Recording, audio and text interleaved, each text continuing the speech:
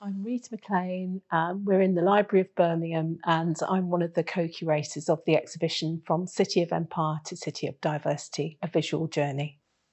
I'm Ian Grosvenor, and I'm the co-curator, and I'm from the University of Birmingham. So, From City of Empire to City of Diversity takes you on a visual journey to show how Birmingham changed from 1889 to the present day.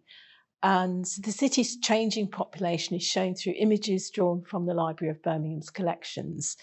At the heart of the tour, this exhibition, is photographs from the Dyke Studios in Birmingham. And principally, they show photographs of migrants to the city from the late 1940s onwards. And it just shows how the customers to that studio changed over time. And you begin to see the changing population of Birmingham. Okay, so the core of this exhibition is the Deutsch studio photographs.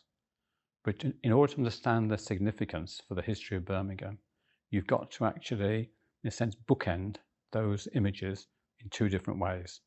One way is to talk about Birmingham as a city of empire, because that explains why people ended up in Birmingham 1940s onwards and so forth, to do with coming to this city.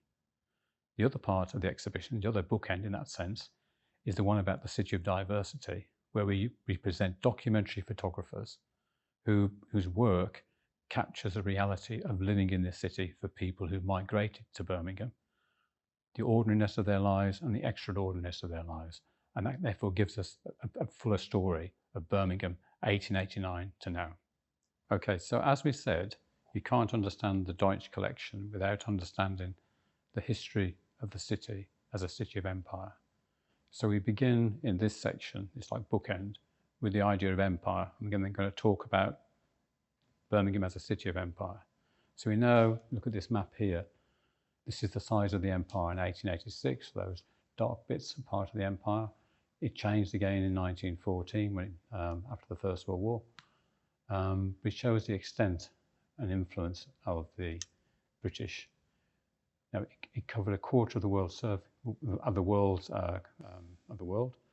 and over 450 million people. And the way in which the empire controlled the population was through imperialism. What we've got below just here, though, is this fantastic cartoon from 1886, which is of Queen Victoria's Jubilee.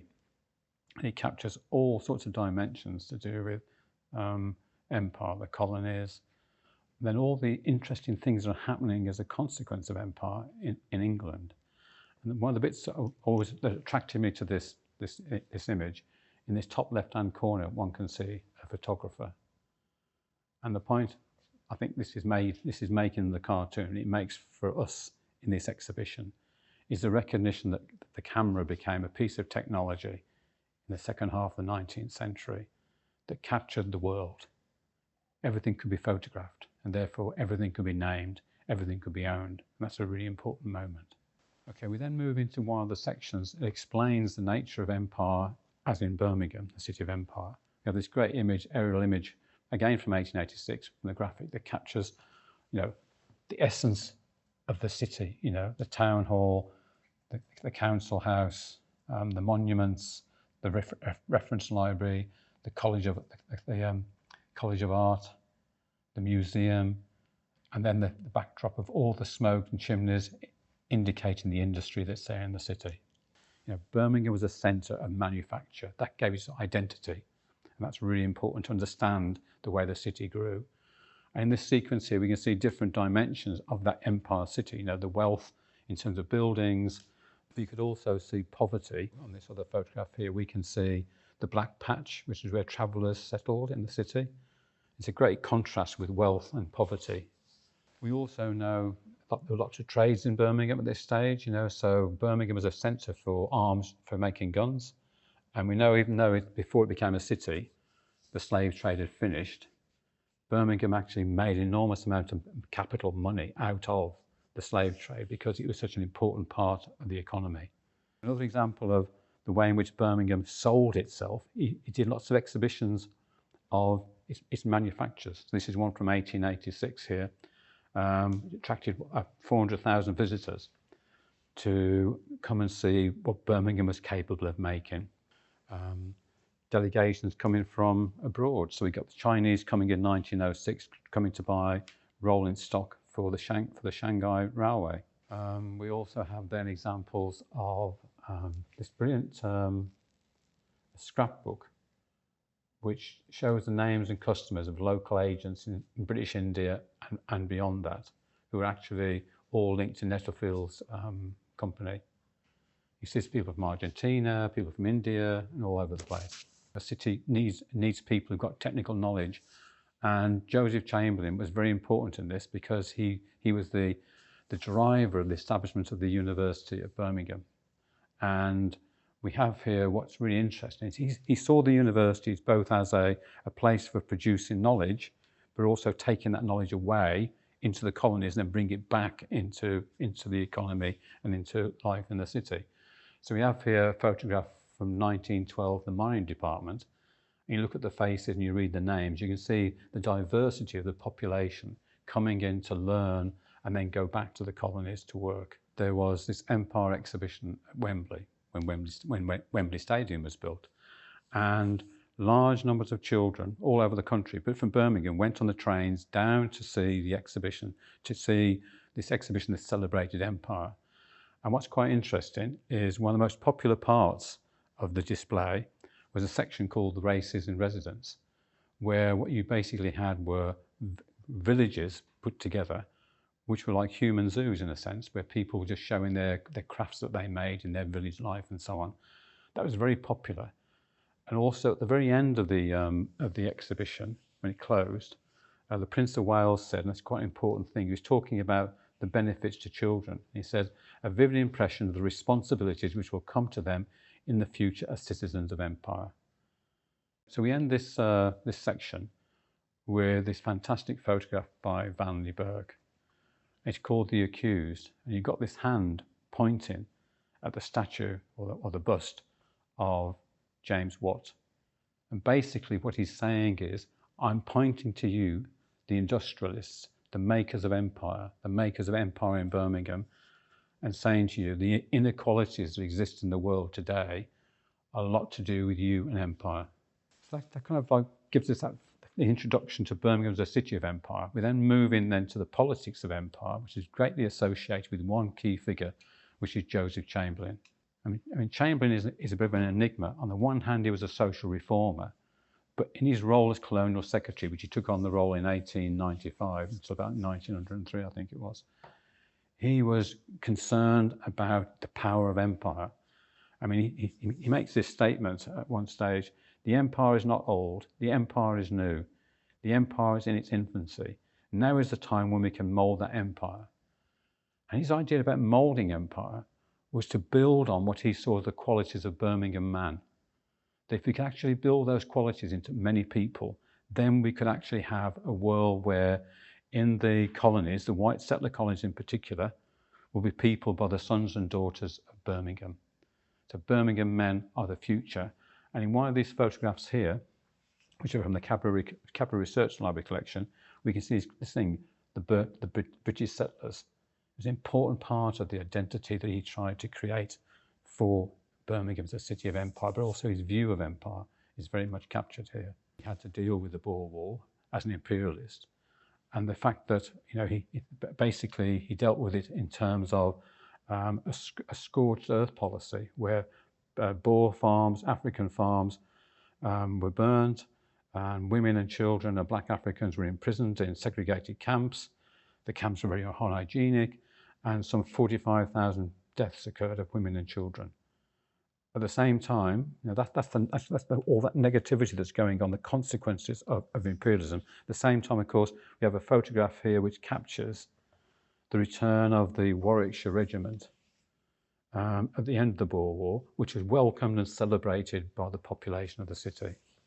We then come to another section, which picking up that thread about what happened at the Wembley exhibition, which is educating for empire.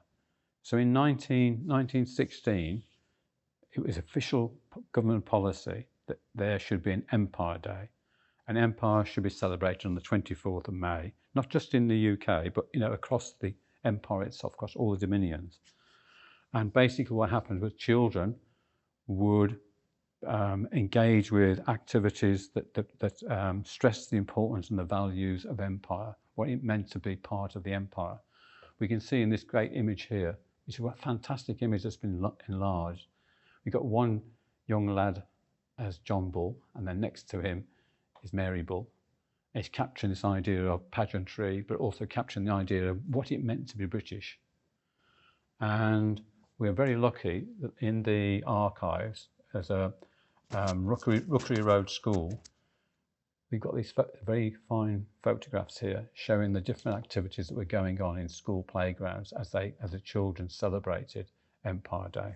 It was like pageants for the Empire Day. People would dress up as representatives of different countries, of different colonies and countries that were part of the empire. And here we can see what's a really important point, which is it was not uncommon for a white person, adult or child, to actually have dark colouring applied to their face to kind of capture one of the different races of empire. And it became a big agenda towards the end of the 19th century that children in schools should have drill and activities to actually make them physically fit for the roles they're going to have in society and the roles of being people of empire in that sense. And this is really nicely captured in this photograph from 1896. So in this section, it's called Ghost in the Archive. It's quite important to just think about this. There's a tendency for people to think about, diversity, the population changing in the UK as being post-1945. But what this shows here are what might call the ghosts in the archive. They're the images which we don't really know about very much to start with. We didn't know they were there. And suddenly we find, there are people living in Birmingham well before 1945 who are part of empire, who have come here. So we can see in these three examples here, there's a young black girl here in Nelson Street School. Nelson Street School is just down the road from where the Library of Birmingham is now. And this one here, we can see a black nursemaid in Bourneville. This third image, we can see very centrally placed, obviously purposely, one black volunteer to join the Small Arms Heath, so it's the Small Heath 5th Volunteer Battalion during the First World War.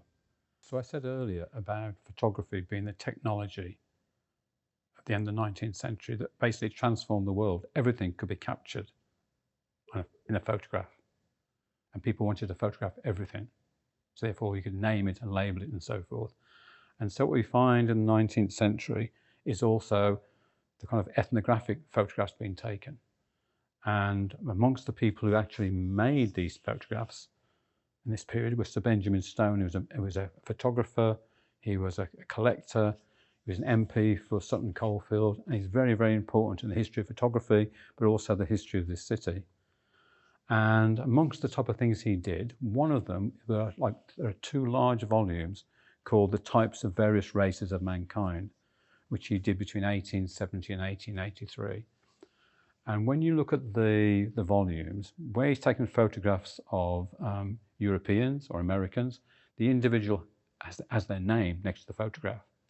But when he came to images to do with his visit to the Caribbean, what you find is titles like this: Trinidad, daughter of white father and mulatto mother.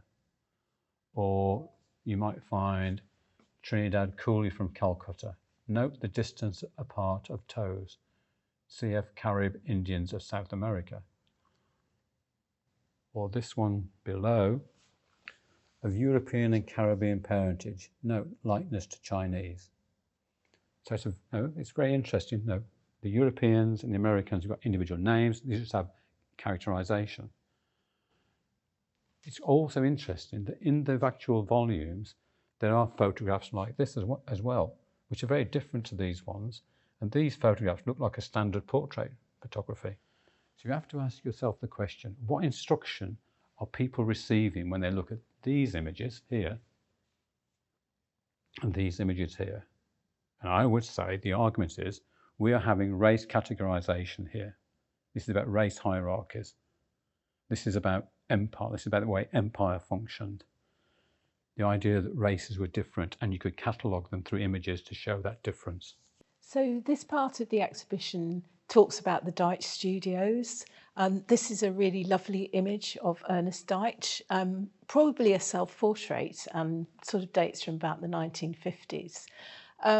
So Ernest Deitch and subsequently his son Malcolm, Ernest first opened a studio around about 1910 near to the city centre. It was called the Palace Studio, and subsequently they opened a second studio along the Moseley Road. And what we have here are the remains of the contents of their studios. They were collected in the 1980s after the second studio closed, and it's really the whole range of their work, photographs dating from the early 1900s up until the studio closed in the sort of 1980s. When the Deitch Studios first opened, the Palace Studio, they specialised in theatrical portraiture, and in the showcase here we've got some ephemera and images of people that appeared on stage, musical performers, that kind of thing. So there's a lot of material dating from that period, showing that aspect of their work. We've also got some images of the Deitch family. We've got Malcolm Deitch and his wife, probably shortly after they married, so a young couple, baby Malcolm, the son, and Malcolm and his mother when he was an adult, and obviously when he'd taken over running the studios. So we don't know too much about the Deitch family origins. They came from Uttoxeter. Ernest Deitch, his grandfather, moved to Birmingham in the 1840s, late 1840s. And we know that his grandfather was a musical instrument maker. And so it's possible that that musical connection they had may have kind of connected them into the theatre work. So this is a really nice image of the first studio that Ernest Deitch opened around 1910. It's an image of the shop window of the studio that was at 32 Coventry Road. And it's interesting because it shows performers that were obviously appearing locally at one of the theatres, and they were performing in a staged show called Chu Chin Chow, which was really highly popular during the First World War period. And actually these images still survive in the collection in the library, and they're colourised photographs of dancers and performers. And there's another sepia image here of one of the women that performed in the stage show. And also we've got the little card saying a few studies from Chu Chin Chow, which you can just make out is in the shop window. Here's a programme, a copy of the Bordesley Palace Theatre programme, and you can see that Ernest Deitch has taken out an advert. He's advertising himself as a photographer, and it's just at the point where he's just taken on the Moseley Road studios, so he's got both of them running at the same time. They photograph weddings like this one dating from the 1920s. They photograph garden parties. There's also material from the studios kind of advertising the work they did, and these are really interesting photographic images which advertise how much it would be if you wanted a particular type of photographs. So this section of the exhibition looks at the second Deitch studio, the one on the Moseley Road that was opened in about 1919. And we have two nice images showing the shop front of that studio. There's this one probably dating from about 1919, 1920, and again showing an arrangement of photographs in the window, kind of as part of enticing people to come and have their photograph taken.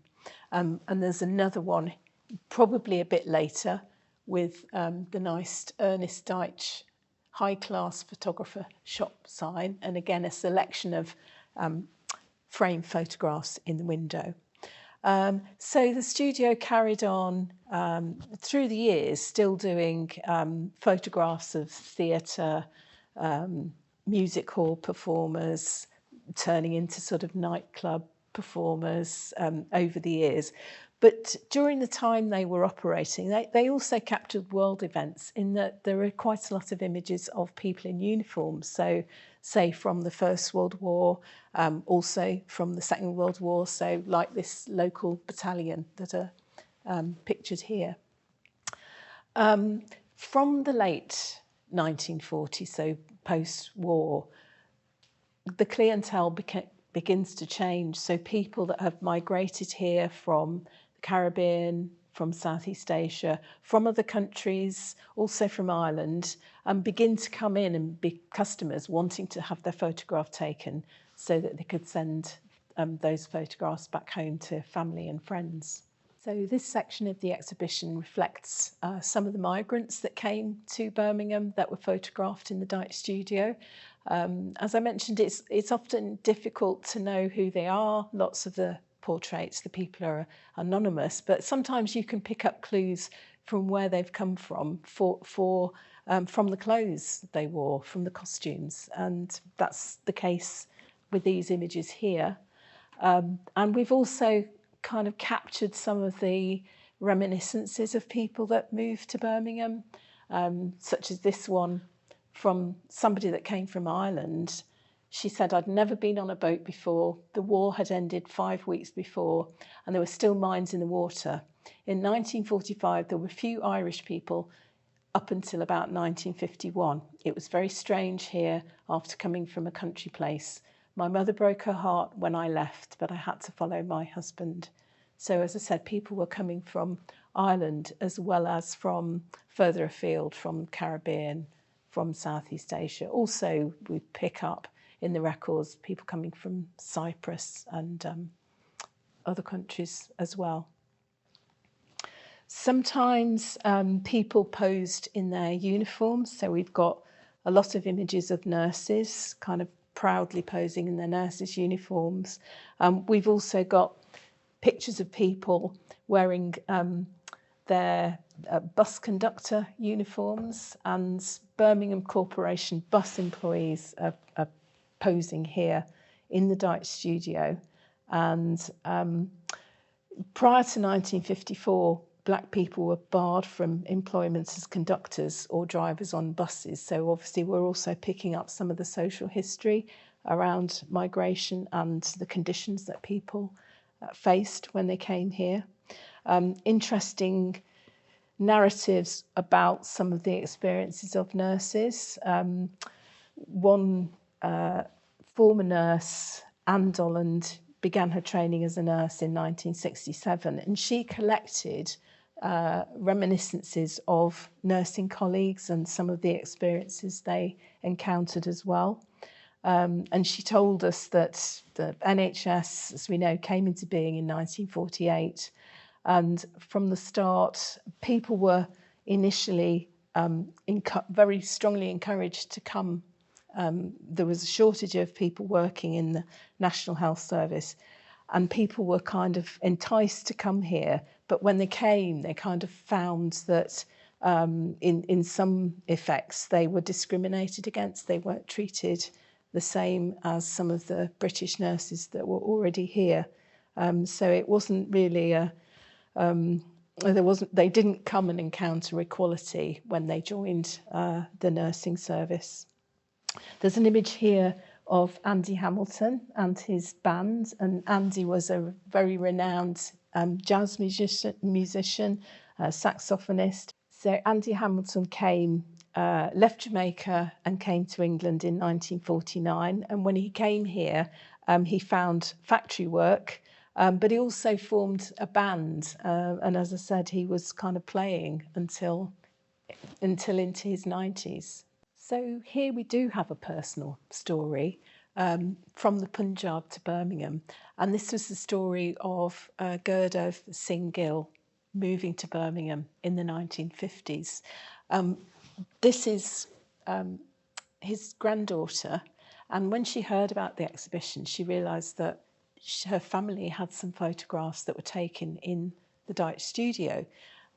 So this is Gurdev Singh Gill, and you can immediately recognise that it is in the Dyke studio because you tend to recognise the patterned carpet that so many of the people that posed in this studio stood on, the vases of flowers, the tables. The same props appear over the decades in the Deutsch studio photographs. So like so many others, Gurdjieff came to Birmingham in the 1950s. He was seeking a better life for his family. And because we made contact with the family, we have sort of, captured the family story here in Gurdjieff's story. When he came to Birmingham, he'd actually gone to Singapore first because he had to earn enough money to be able to afford the passage to Birmingham and to be able to sort of establish himself here. But when he arrived in Birmingham, he came to Birmingham where his wife had relatives. He found work in a foundry and then stayed for the rest of his life. We were lucky enough to borrow photographs of Gurdjieff from the family and his sons, so Pavandeep's, one of whom is Pavandeep's father. And we also borrowed passports from Gurdjieff and his wife Jeet. And so they're interesting because it shows Gurdjieff as a young man just after he'd arrived or when he was coming to Birmingham. And next to it, we have a copy of a watercolour of him in his 90s. And it's interesting, in the passport photograph, he's wearing his turban. And when he's later in life, he wears his turban. But in the Deutsch studio portraits, he's had to cut his hair and, in a sense, kind of conform, if you like, because people face discrimination if they came and wore turbans, for example, for Sikhs. Also in this showcase, we've got some images of children. So these are passport photographs that were taken in the Deutsch studio. And also there's quite a lot of notebooks and business records in the collection. And it's interesting, this is a notebook listing customers who'd come in to have passport photographs taken. And what you find when you flick through the pages, you can see the names change. So you can pick up that suddenly you're getting Asian names appearing in the Deutsch business records, also Irish names. So again, that's an indicator of how the population in Birmingham was changing. So here we have one of the painted backdrops from the Deutsch studio. Really important survival. There were 6 canvas backdrops that the library acquired from a local photographer who'd bought the backdrops from the Deutsch studios probably just after they closed. They're really fascinating, and you can see a lot of people posing over the decades are posing against this tree backdrop or some of the other backdrops. So these are replicas of 2 of the other backdrops in the collection. Floral scene, sort of garden scene, or you could have an interior shot taken. And there are images surviving in the collection which show people against kind of all the different backdrops that are there. So one of the really interesting things about the Deutsch studio portraits is it shows changing fashion over time. So changing fashion from, as I said, the sort of early 1900s through to the 1980s. And it's very striking that people came to the studio dressed in their best clothes because they wanted to send an impressive photograph back home. Certainly for the people who migrated to Birmingham, wanted to have photographs to send back to family and friends back home. So tucked into this part of the exhibition are Deutsch photographs that show the final decades of the work of the studio. By the time the studio closed in the 1980s, of course, they were photographing 2nd and 3rd generation migrants. So you begin to get more family groups, more photographs of children, Because some of the migrants, often migrants that had come from the Caribbean or from Southeast Asia, it was single men coming first, then sending for families, settling. Those families had children. So, as I said, you sort of begin to get more family groups, mixed generational groups. But also in here, you get photographs. It shows over the years the kind of photography that the studio is doing. Photographs like these of altar boys. There's lots of different weddings. So you get weddings in the Asian community, African Caribbean community. You also begin to see some mixed race families posing in the studio. Okay, we know in the City of Diversity section of the exhibition, that other bookend, the book that frames the Deutsch collection. And we have this fantastic photograph of Sparkbrook in the 1960s. I love this photograph, the way the children are looking down on the adult looking up, and also the way they're interconnected, their bodies as one group. And they're making this statement, which is the statement actually in the title of the piece, Sparkbrook is our home. This is our city, this is our home, and just really captures that dynamic feeling that's coming as Birmingham becomes a community of communities.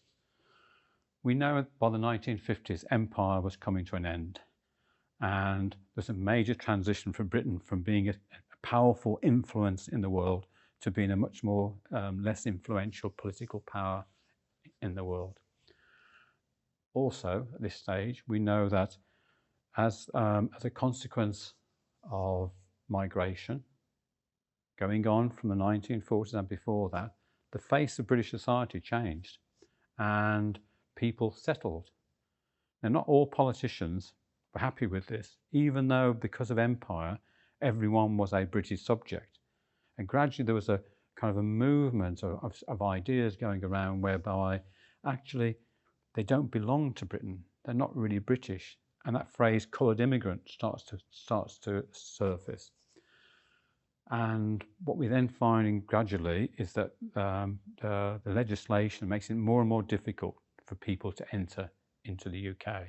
But, and this is the big but, many people had already come, and many people settled, and many people had children, married and had children, and therefore the world changed. Birmingham changed as a city. It became a much more diverse city of difference. It became a city of a community of communities. And the Deutsch studio continued to produce photographs that captured these people in their different stages of life, you know, getting married and so forth. But also we see in this period documentary photographers in the city capturing the reality of life living in the city, which is the opposite in some ways of the Deutsch photographs, which capture an image that was projected by the people with the photographer about who they are and their identity. Now we find you put their identity into the broader context of living in a dynamic industrial city of the 20th century and into the 21st century. So what we then have then in this part of the exhibition is a series of examples from different documentary photographers that capture different dimensions of living in the city. We have Janet Mendelsohn, who was an American photographer, an American researcher who came to the UK in the late 1960s to work in the Centre for Contemporary Cultural Studies with Stuart Hall. And he persuaded her and encouraged her to explore how photography could work in field research.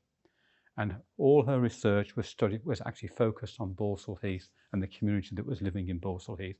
And the fact it was a diverse community and the dynamics of the area. So you have families, you have different foods appearing, you have the intermixing of kids, but you also still have elements like we saw very early on in Empire of poverty. This is traveller children in Balsall Heath. So poverty is still there.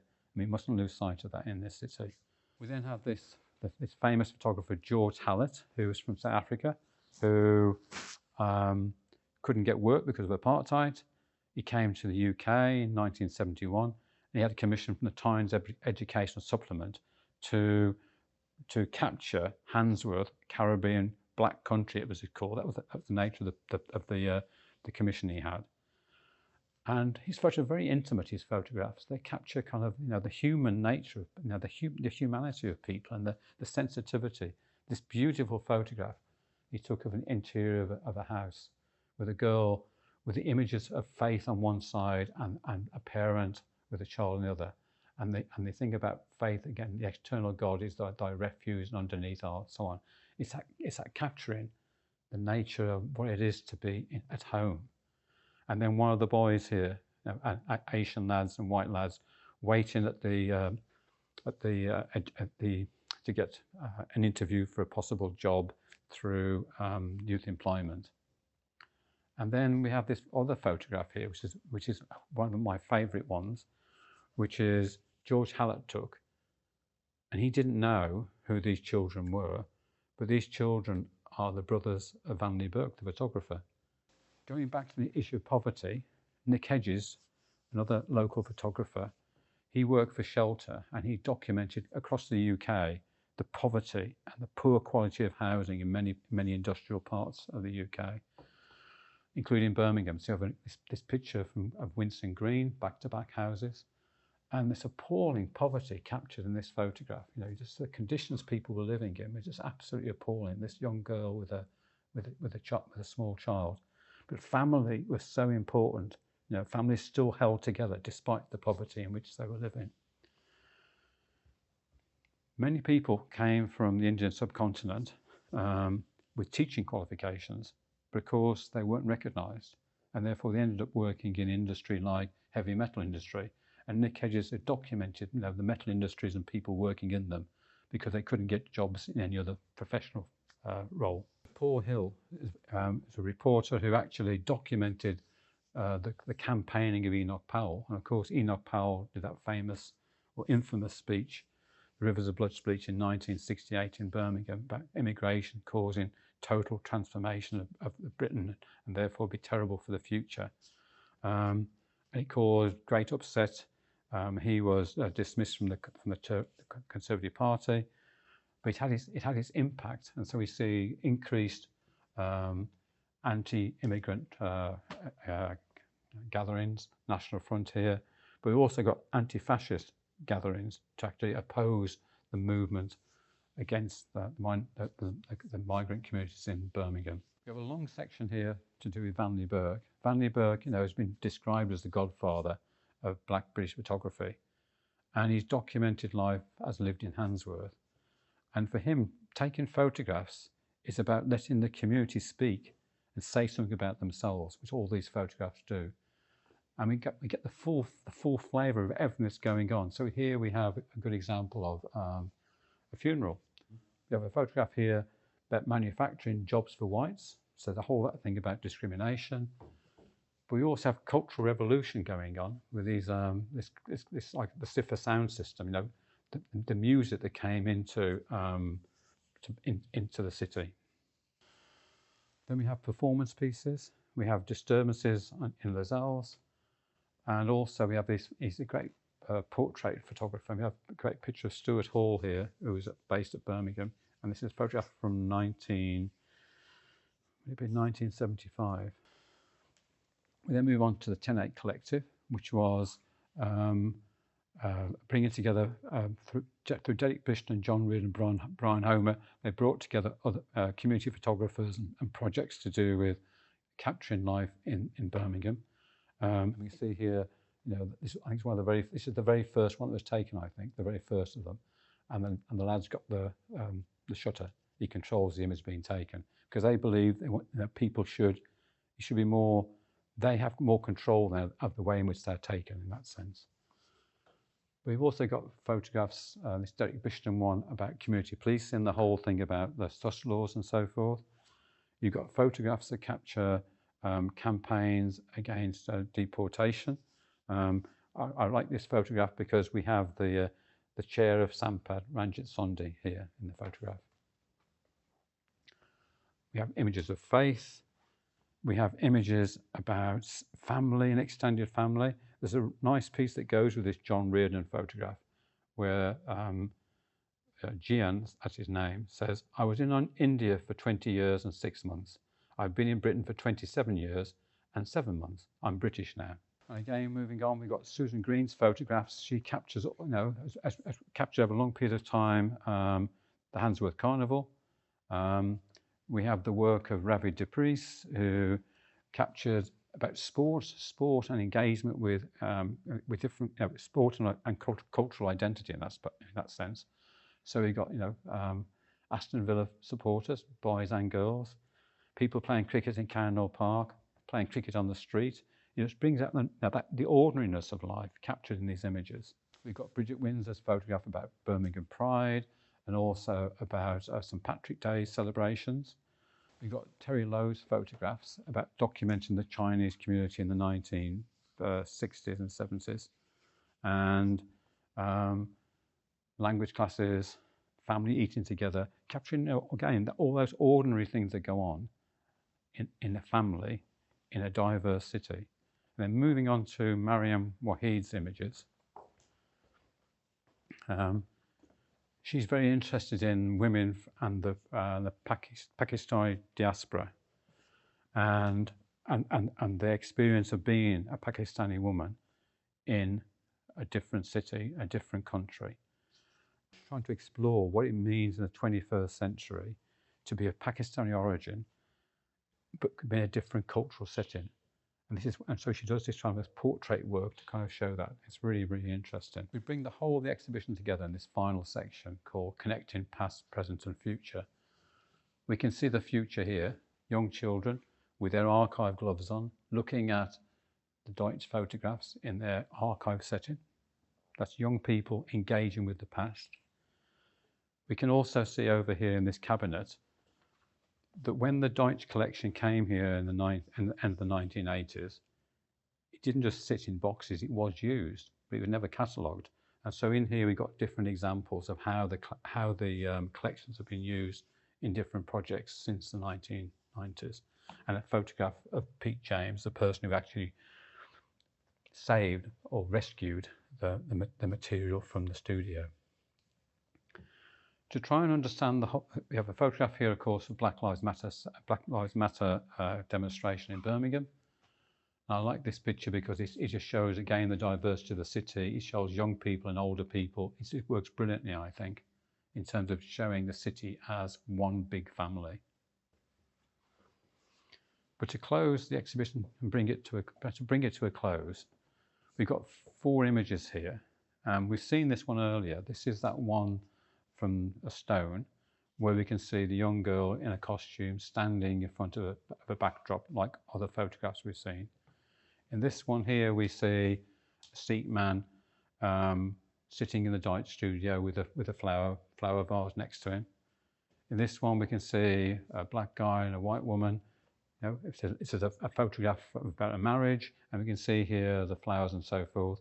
And then the last one, we've got a young girl who's been involved with the learning project of the exhibition, holding up pictures of her grandparents. And I think we have to then step back and then think, okay, well, how do these work together?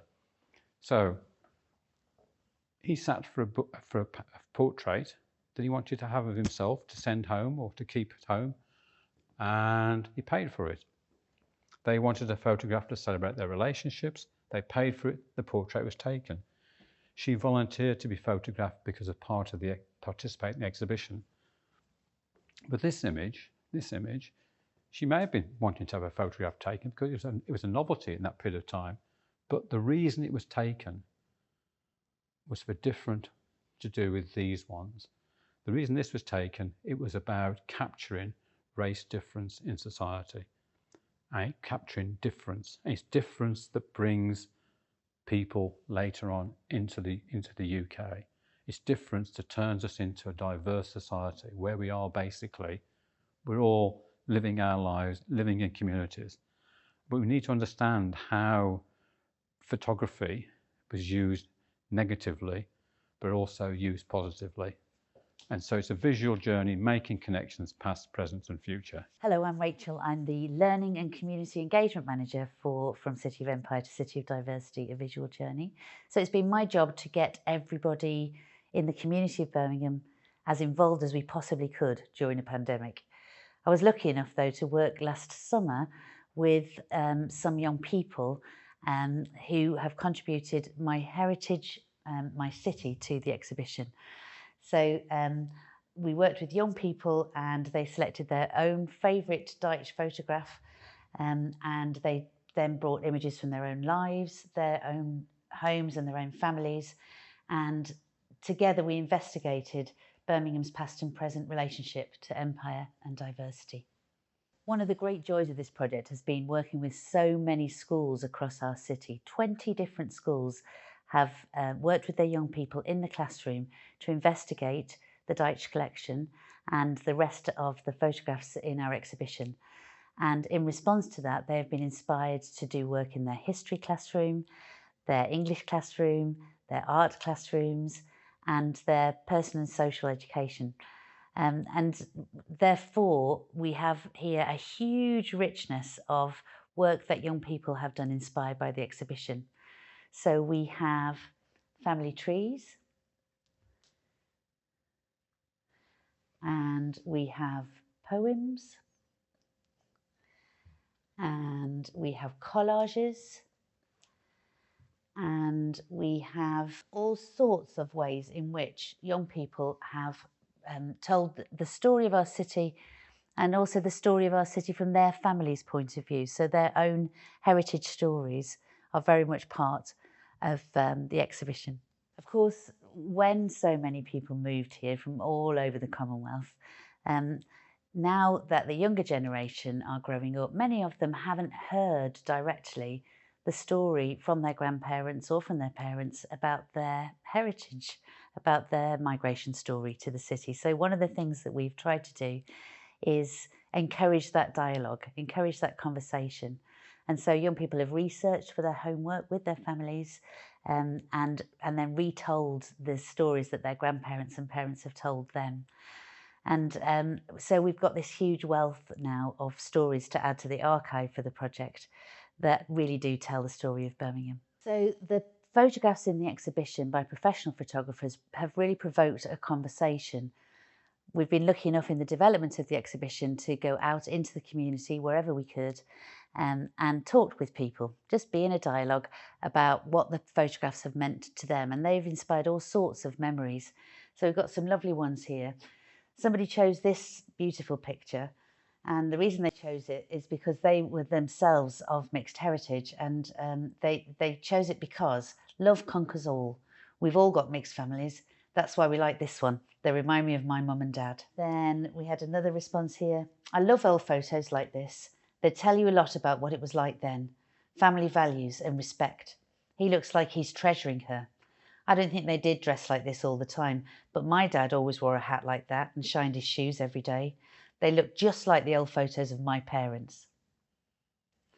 And then we have had, and this has been one of the great joys, again, of working in this way, we've had people come into the exhibition and identify people in the photographs. So this wonderful photograph here, we weren't sure when we were looking in the archive what the heritage of this gentleman was, but another viewer came in and identified him, and this is Mr. Rashid from Spark Hill. And he said that Mr. Rashid was very proud of this photo because at the time he had it taken, there weren't many Pakistani heritage people using the Dutch studio. So he was really proud that he was one of the first, and he displayed it proudly for many years. One of the secondary schools that we worked with is a girls' school in Selly Park, and they did a GCSE art project inspired by the exhibition. So the portraits that we can see here are all of the girls processing what they felt about the photographs and then making artwork in response. One of the great things about that was that there are many young women in that school in the diaspora, and one of the young women who is from Romania, who'd been living in Birmingham for 5 years, she did a really, really extensive research project and was really proud to bring her heritage to the exhibition. We really would like to acknowledge how many people of Birmingham have been involved in creating the exhibition.